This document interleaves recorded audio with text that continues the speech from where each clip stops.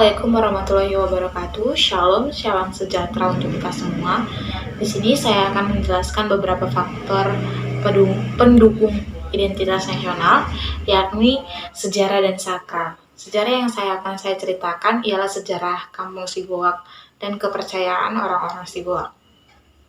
Pada tahun 1969, banyak orang yang berpetualang dari Bandar Kerasahan ke Sigoak. Dulunya Sigoak belum menjadi kampung, itu masih disebut sebagai hutan. Di tengah hutan ada sebuah pohon besar yang orang-orang terdahulu sebut itu sebagai pohon tualang. Di pohon tualang ini sering dihuni oleh burung sigak yang ketika dia terbang selalu mengeluarkan suara goak. Nah, dari situ para petualang-petualang ini berinisiatif untuk menempati hutan ini menjadi kampung dan terinspirasi memberi nama Sigoak karena burung sigak yang selalu hinggap di pohon tualang. Mereka menempati hutan ini karena kesuburannya. Mereka dapat mengelola hutan ini sebagai pendapatan utama mereka dalam pertanian untuk keberlangsungan hidup mereka. Seiring berjalannya waktu, semakin banyak para pendatang-pendatang yang datang ke kampung ini. Kampung ini memang terkenal dengan kampung yang sangat tentram dan damai. Kampung ini merupakan kampung yang memang perekonomiannya hanyalah bergantung pada pertanian. Tidak ada bangunan-bangunan bagus sekalipun itu sekolah. Namun para petua-petua memikirkan bahwa pentingnya pendidikan sehingga diputuskan gereja menjadi tempat untuk bersekolah. Maka gereja berfungsi sebagai dua tempat ibadah dan tempat bersekolah. Meskipun karena kurangnya perekonomian tidak membuat para warga merasa berkekurangan, namun ketentraman itu masih tetap mereka jaga. Dengan seiringnya berjalannya waktu dan dengan perkembangan zaman, para petua-petua memikirkan untuk mengubah nama Sigoak menjadi Pardomonoli.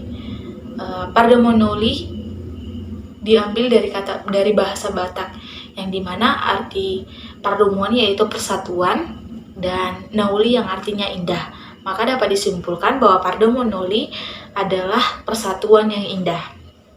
Didukung karena memang kampung ini dikenal dengan kampung yang sangat tentram dan damai, juga dengan kesuburan dan keindahan tanaman-tanaman yang ada.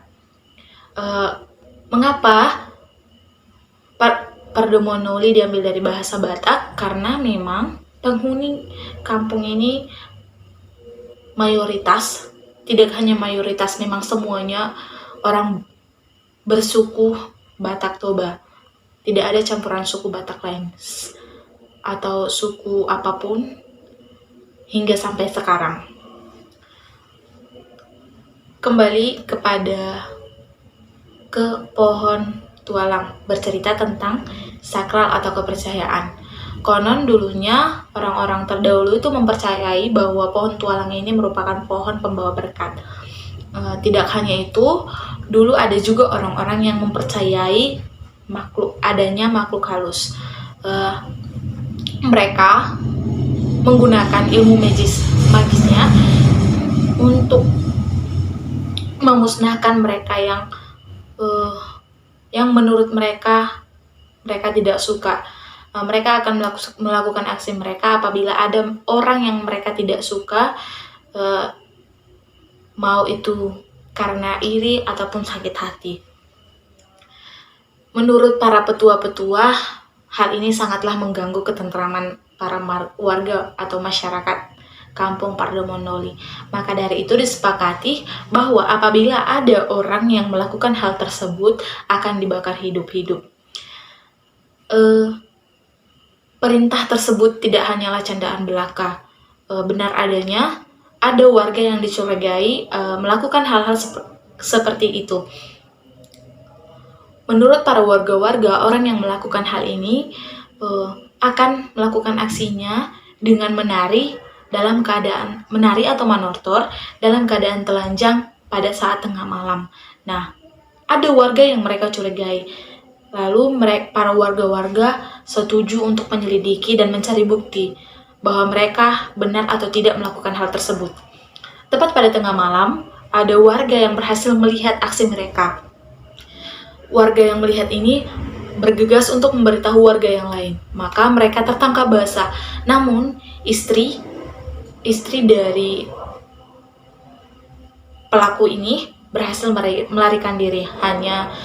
Hanya suaminya yang berhasil ditangkap. Dan benar adanya dia dibakar hidup-hidup. Seorang istri yang berhasil melarikan diri melaporkan kejadian ini ke pihak polisi. Pihak polisi bergegas untuk menangani hal tersebut. Banyak warga yang tidak berhasil ditangkap karena para warga mengetahui hal tersebut akan terjadi, jadi mereka bersembunyi sementara ke kampung seberang. Polisi menanggapi hal ini merupakan bahwa penghakiman sepihak. Apabila hal ini terjadi, sebaiknya harusnya dibicarakan sesuai adat yang berlaku. Maka dari itu, karena kejadian ini sebagai pembelajaran untuk para warga-warga. Jadi dari kejadian tersebut tidak ada lagi istilah tentang parbegu ganjang atau penyembah berhala. Kampung kini kembali menjadi tentram seperti semula. Demikianlah cerita yang saya jelaskan tentang Kampung Sigoa. Terima kasih.